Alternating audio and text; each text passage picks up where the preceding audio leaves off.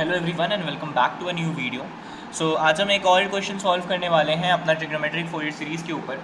तो wave form हमें दिया हुआ है पर यहाँ पे थोड़ी सी मेहनत करना पड़ेगा, ठीक है इसका एरिया निकालने के लिए। ठीक है, तो फोरियर सीरीज सबसे पहले तो फॉर्मूला लिख लेते हैं। फॉर्मूला क्या होता है, x t is equals to a naught plus summation n is equals to 1 to infinity a n cos n omega naught t plus summation n is equals to 1 to infinity b n sine n omega naught t. ठीक है, अब यहाँ पे a n a naught और b n कैसे निकालना है वो तो हम बाद में भी डिस्कस कर लेंगे, पहले देख लेते हैं ग्राफ कैसा है। तो सिमेट्री हमें नहीं दिख रही, मतलब यहाँ पे ए नॉट नॉट इक्वल टू 0 होगा। इस ग्राफ में हम ए एन बी एन सारा हम निकालेंगे, ए नॉट भी निकालेंगे, ए एन भी निकालेंगे, बी एन भी निकालेंगे। ठीक है, तो हम सबसे पहले क्या करेंगे, इस एरिया है ना, यहाँ पे जो मतलब ये जो वैल्यू आएगी इसकी एरिया की वो क्या है, तो उसको निकालने के लिए जो फॉर्मूला है हमारे पास y2 minus y one is equals to y minus y one y minus y one is equals to y2 minus y one upon x2 minus x one x minus x one. ये formula शायद पढ़ रखा होगा first semester में maths 1 में ये formula था हमारा, है ना। और नहीं भी पढ़ा है तो कोई बात नहीं, ये फॉर्मूला है हमारा y माइनस वाई वन। ये इसके लिए जब हमें जैसे ये सिमेट्रिक है इसके एक्स एक्सिस के अबाउट, है ना, तो एरिया हमें निकालना है तो ये फॉर्मूला हम अप्लाई कर सकते हैं। तो यहाँ पे हम अगर y की बात करें तो y एज इट इज़ रहेगा, y1 मेरा 0 है, x1 भी 0 है, 0,0 यहाँ पे है तो यहाँ पे 0 लिख देते हैं सिंपल। उसके बाद y2 की वैल्यू क्या है, y2 की वैल्यू यहाँ पे हमें 1 दिख रही है तो यहाँ पे 1 लिखेंगे simple. Minus y one is equals to 0 लिखने की कोई ज़रूरत नहीं है। x2 इज इक्वल्स टू यहाँ पे 2 पाई हमें दिख रहा है तो 2 पाई माइनस वो भी 0 है, x माइनस एक्स वन। अब यहाँ पे ये मेरा t है एक्चुअली, है ना, तो उसको रिप्लेस कर देंगे तो y is equals to x की जगह लिख देते हैं x1 इज़ 0, तो यहाँ लिखने की ज़रूरत थी नहीं, यहाँ काट ही दो और यहाँ पे लिख देते हैं सीधा t अपॉन 2 पाई। t क्यों लिखा, क्योंकि x is equals to t है एक्चुअली। ठीक है, इसके बाद आगे बढ़ते हैं और हमें अभी ये एक बहुत इंपॉर्टेंट चीज़ मिल गई है जिसको हम लोग xt की जगह पे रखेंगे। एक्चुअली दिस इज xt, है ना। अब इसके बाद क्या करना रहता है, ए नॉट निकालना रहता है अपने को। तो ए नॉट निकालने के लिए क्या करना रहता है, simply 1 upon T integral T naught मतलब limit X T and D T, है ना। तो what is the value of T in this question, in this wave the T is, देखो क्या हो रहा है, देखो ये भी सेम वेव, आधी उसकी आधी भी सेम, सारी सेम है, तो हम लोग आधी को भी लेंगे, कंसीडर करेंगे तो हमारा काम हो जाएगा।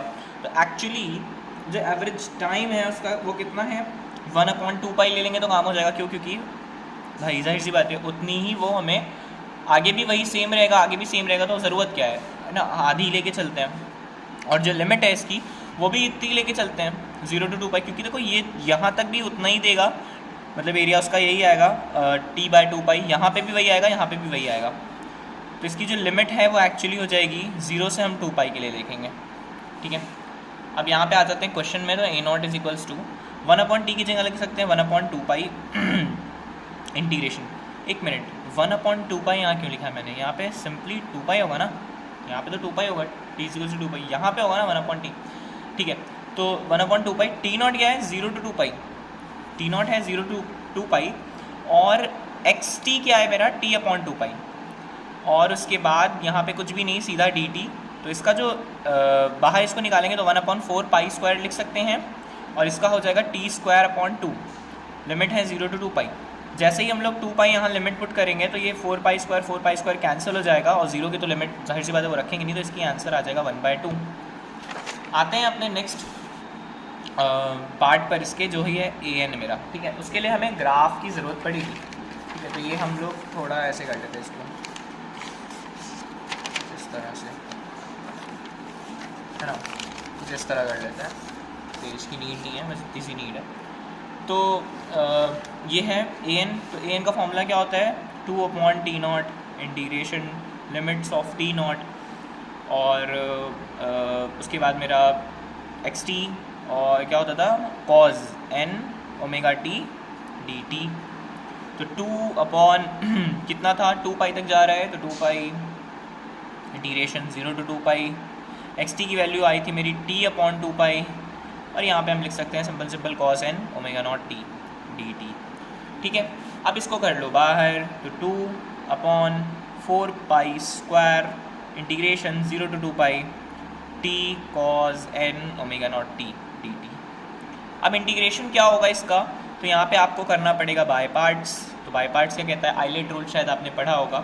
तो यहाँ पे पहला फंक्शन एज इट इज़ हम छोड़ देंगे, सेकंड फंक्शन का इंटीग्रेशन करेंगे, तो वो उसका इंटीग्रेशन हो जाएगा मेरा sine n omega naught t. यहाँ पे इसको चेंज कर लेना चाहिए था, पर खैर अगर नहीं किया तो बाद में हो जाएगा, कोई मसले की बात नहीं है। Omega naught t by n omega naught minus integration of differentiation of first function, तो वो 1 आएगा, और उसी इंटीग्रेशन में इसका फिर से इंटीग्रेशन करेंगे, तो मतलब जैसे वो इसका नहीं, इसका शायद आपने हाईलाइट नहीं पढ़ा होगा। देखिए first function as it is, second function minus integration of differentiation of first function integration of second function. तो ये तो मेरे पास है ये, और इसका फिर से इंटीग्रेशन कर देंगे तो ये हो जाएगा माइनस टाइम्स कॉज, उसको प्लस कर लेते हैं, cos n omega naught t upon. अब देखिए मेरे पास पहले से एन ओमेगा नॉट डिवाइड में था, तो एक बार और क्या हो जाएगा, ये एन ओमेगा नॉट का स्क्वायर, क्योंकि दोबारा डिफरेंशिएट इंटीग्रेट किया। ठीक है, शायद समझ में आया होगा, नहीं समझ में आया होगा तो ये पार्ट्स सीखना पड़ेगा बाय पार्ट्स आपको। अगर ये नहीं आता है तो थोड़ा मुसीबत होगा, यहाँ पे इंटीग्रेशन ही काम आते हैं। उसके बाद यहाँ पे 2/4 पाई स्क्वायर है ना। अब देखो एन ओमेगा नॉट को ना बाहर निकालो, एन ओमेगा नॉट है ना। अब और उसके बाद अभी नेक्स्ट स्टेप में हम लोग लिख भी लेंगे कि एक्चुअली एन ओमेगा नॉट जो है मेरा वो है क्या। ठीक है, ओमेगा नॉट क्या है, तो वो तो आपको पता ही है ओमेगा नॉट की वैल्यू, और ये हो जाएगा, और यहाँ पे हो जाएगा cos n omega naught t. ठीक है, अब देखो 0 to 2 पाई। अब देखो ओमेगा नॉट क्या होता है, 2 pi by T, 2 pi by T होता है ना।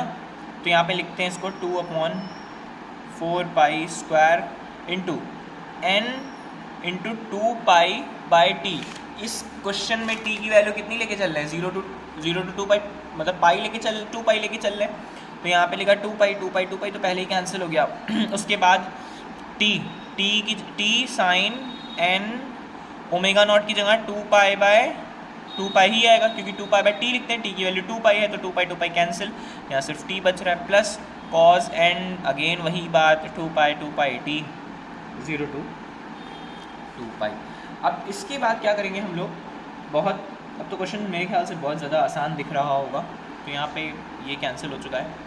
अब यहाँ पे 2 अपॉन क्या बच रहा है, 2/4 पाई स्क्वायर, ये होल स्क्वायर नहीं है, सिर्फ इस पे स्क्वायर होगा है ना। और यहाँ पे आपका है टी पे जब आप 2 पाई लिखेंगे तो यहाँ पे हो जाएगा 2 पाई इंटू साइन